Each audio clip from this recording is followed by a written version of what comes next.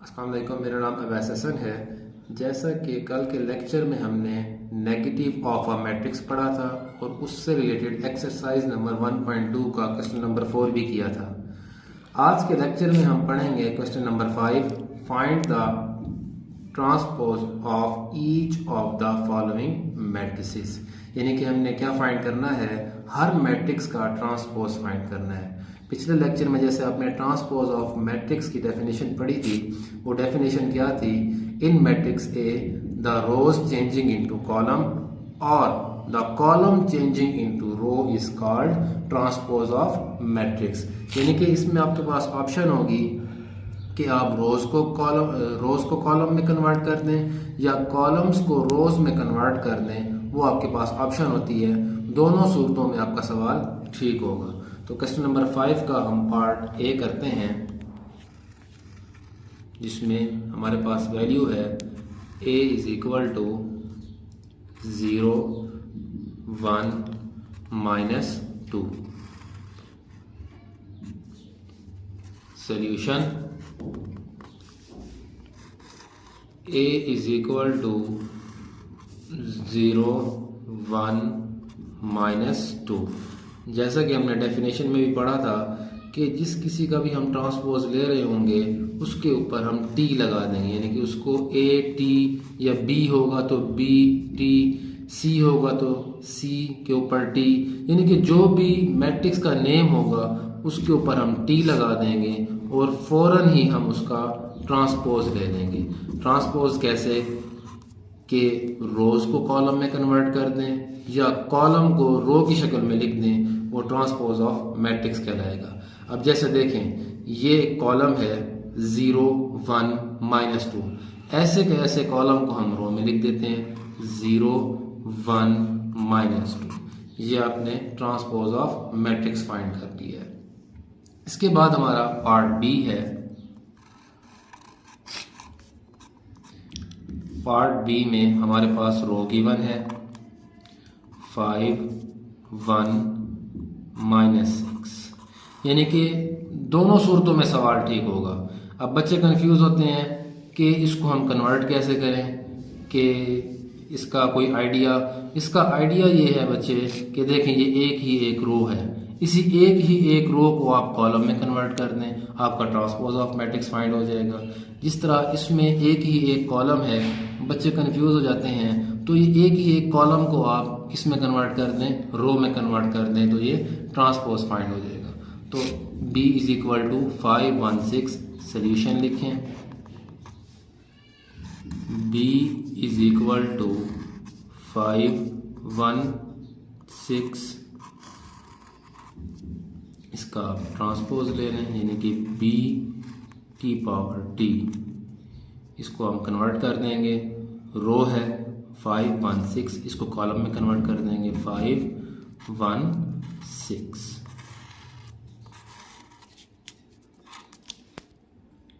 इसी तरह से हमारा अगला पार्ट है c is equal to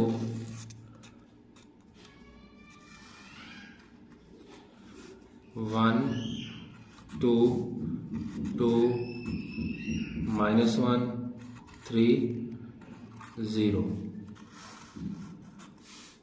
solution c is equal to 1, 2, 2, -1, 3, 0। इसका हम ट्रांसपोज ले लेंगे, c ट्रांसपोज। अब देखें, इसमें भी आपके पास ऑप्शन है कि आप कॉलम को रोज में कन्वर्ट करें या रोज को कॉलम में कन्वर्ट करें, ये आपकी मर्जी, जिस तरह से आपको आसानी हो। अब देखें, ये एक कॉलम है 1, 2, 3, इसको आप रो में उठा के लिख दें 1, 2, 3।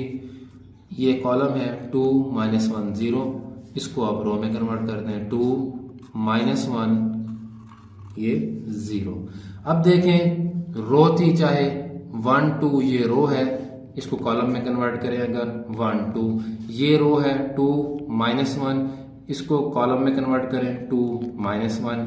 एक ये रो है 3, 0, इसको आप कॉलम में अगर कन्वर्ट करें 30, यानी कि दोनों सूरतों में आपका आंसर जो है वो ठीक आएगा ट्रांसपोज का। अब उससे नेक्स्ट पार्ट है D is equal to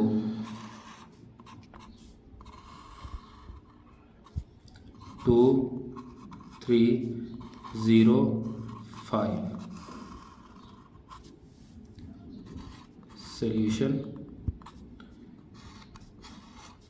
D is equal to 2 3 0 5। इसका हम ट्रांसपोज ले रहे हैं D ट्रांसपोज। अब देखें आपके पास ये ऑप्शन है, आप कॉलम को रोज़ में कन्वर्ट करते हैं या रोज़ को कॉलम में कन्वर्ट करते हैं, दोनों सूरतों में आपका आंसर ठीक होगा। अब जैसे देखें ये 2 0 कॉलम है, इसको आप रो में कन्वर्ट कर दें, ये 3 5 कॉलम है, इसको रो में कन्वर्ट कर दें। यानी कि लेकिन एक टाइम में एक ऑप्शन सेलेक्ट करनी है, ये नहीं कि एक मैट्रिक्स के अंदर आप ये रो को कॉलम बना रहे हैं और कॉलम को रो, ऐसा नहीं है। अगर जस्ट रोज होंगी तो उनको कॉलम्स में कन्वर्ट करेंगे, अगर कॉलम्स को रो में कन्वर्ट करना चाहेंगे तो सिर्फ कॉलम को रोज में ही कन्वर्ट करेंगे। यानी कि एक टाइम में सिर्फ आप एक मेथड का यूज़ कर सकते हैं, तब जाके आपका आंसर ठीक आएगा। इसके हवाले से कोई भी आपको और पॉइंट समझ नहीं आता, वो भी आप थ्रू कमेंट्स मुझसे पूछ सकते हैं कि ये सर स्टेप समझ नहीं आया तो ये दोबारा समझा दें, तो पर्सनली भी इंशाल्लाह आपको समझाया जाएगा।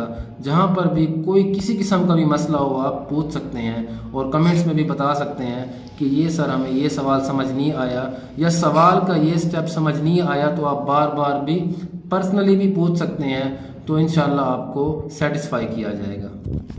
इसके बाद है हमारा part E is equal to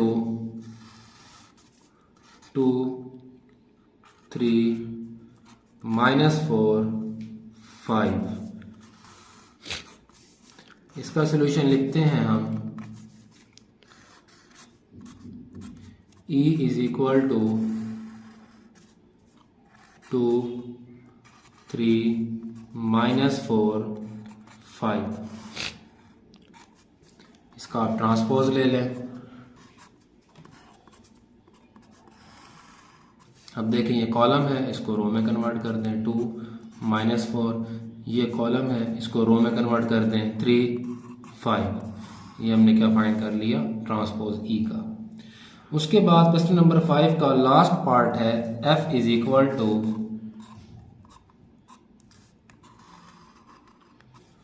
1 2 3 4। ये जो आपको क्वेश्चंस मैं कराता जा रहा हूँ, ये पेपर के लिहाज से बहुत ज़्यादा इम्पॉर्टेंट हैं और ये बार बार रिपीट होते हैं। अक्सर बार इस तरह के सवाल आते हैं। खसूसी मैंने आपको वही बताया है, फोकस आपने फर्स्ट 4 चैप्टर्स में तो लाजमी करना है। पहले 4 चैप्टर्स जो हैं आपके लिए बहुत ज़्यादा इम्पॉर्टेंट हैं। जो खाली ये पहले 4 चैप्टर भी कर लेगा, वो जिसको हम कहते हैं रियाती पास, उससे भी ज़्यादा अच्छे नंबर आ सकते हैं। यानी कि रियाती पास भी नहीं होगा, यानी कि एवरेज मार्क्स उसके इन चैप्टर्स से आ सकते हैं, इन फर्स्ट 4 चैप्टर्स से।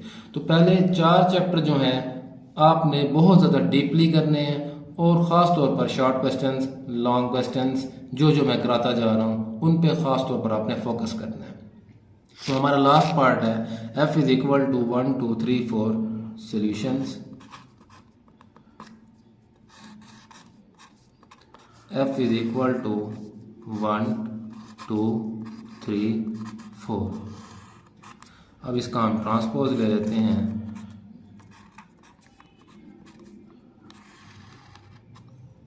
अब देखें 1 3 कॉलम है, इसको रो में कन्वर्ट कर देंगे, 2 4 कॉलम है, इसको रो में कन्वर्ट कर देंगे।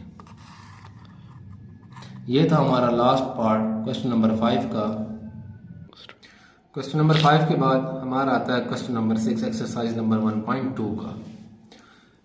Verify that if A is equal to 1 2 0 1, B is equal to 1 1 2 0। First part है A का ट्रांसपोज बराबर है A के, B का ट्रांसपोज बराबर है B के। इन दोनों में से कोई एक पार्ट आता है, या ये वाला पार्ट आएगा या पेपर के अंदर ये वाला पार्ट आएगा। वो इस तरह से आएगा, verify that if A is equal to 1 2 0 1, तो ये वेरीफाई करना होगा ए ट्रांसपोज का ट्रांसपोज बराबर है ए के। पेपर में कुछ इस तरह से सवाल आएगा, दोनों सवाल इकट्ठे नहीं आएंगे, मे भी अगर आएंगे तो वो दोनों पार्ट्स देगा, अगर एक पार्ट आएगा तो वो ए की वैल्यू दे के ये प्रूव करना होगा, अगर बी के लिहाज से आएगा तो बी की वैल्यू गिवन देगा। सवाल ऐसे का ऐसा होगा, verify that if B is equal to ये, तो बी का ट्रांसपोज बराबर है बी के। अगर इस तरह ए की वैल्यू दी हुई है तो ए के ट्रांसपोज का ट्रांसपोज इज इक्वल टू ए, ये हमने प्रूव करना होगा। तो इसका सिंपल मेथड है, सोल्यूशन लिखेंगे, ए की वैल्यू लिखेंगे। ए की वैल्यू क्या है हमारे पास 1 2 0 1। अब सवाल के मुताबिक ट्रांसपोज ले लेंगे, पहले ए का ट्रांसपोज उसी तरह जिस तरह हमने पिछले सवाल में लिया था। रो है कॉलम में कन्वर्ट कर दें, या कॉलम है रो में कन्वर्ट कर दें। अब जैसे देखिए रो है 1 2, इसको कॉलम बना दें 1 2। ये रो है 0 1, इसको कॉलम बना दें 0 1। अब देखें सवाल की क्या रिक्वायरमेंट है, ट्रांसपोज का ट्रांसपोज लेना है, वो इसके बराबर दोबारा आना चाहिए। दोबारा अगेन हम ट्रांसपोज ले लेते हैं, ए ट्रांसपोज का ट्रांसपोज, अगेन ट्रांसपोज उसी तरह से ले लेंगे। ये रो है, इसको कॉलम में कन्वर्ट कर देंगे, ये रो है, इसको कॉलम में कन्वर्ट कर देंगे। अब देखें ज़रा गौर करें, ये किसकी वैल्यू है जो शुरू में गिवन थी हमारे पास, a इज इक्वल टू 1 2 0 1, यानी कि इसकी जगह पे हम a पुट कर सकते हैं।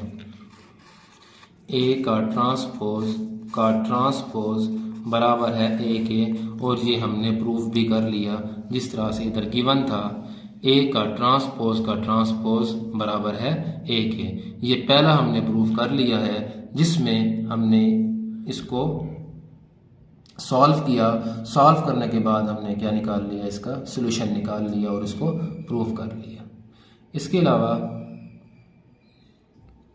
अलावा जैसा कि मैंने आपको बताया है, सेकंड पार्ट है इसका क्वेश्चन नंबर 6 का, वो इस तरह से सवाल आएगा, verify that if B is equal to, क्योंकि अगर B का प्रूफ फाइंड करना होगा, B ट्रांसपोज का transpose is equal to B, तो B की वैल्यू गिवन होगी। अगर A का फाइंड करना होगा तो A की वैल्यू गिवन होगी। तो इसमें B की वैल्यू क्या गिवन है हमारे पास, 1 1 2 0।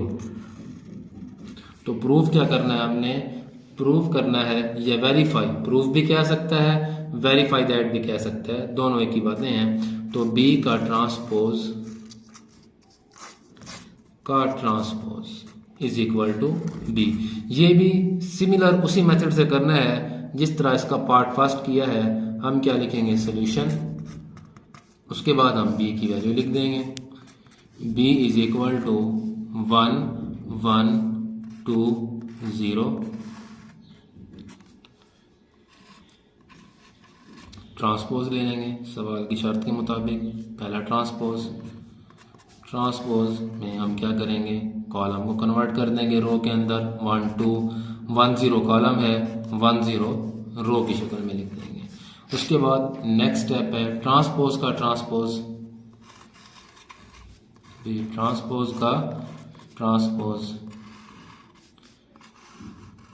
क्या आ जाएगा, ये दोबारा 1 1 2 0 कॉलम की शक्ल में लिखा हुआ है, 2 0 रो की शक्ल में आ जाएगा।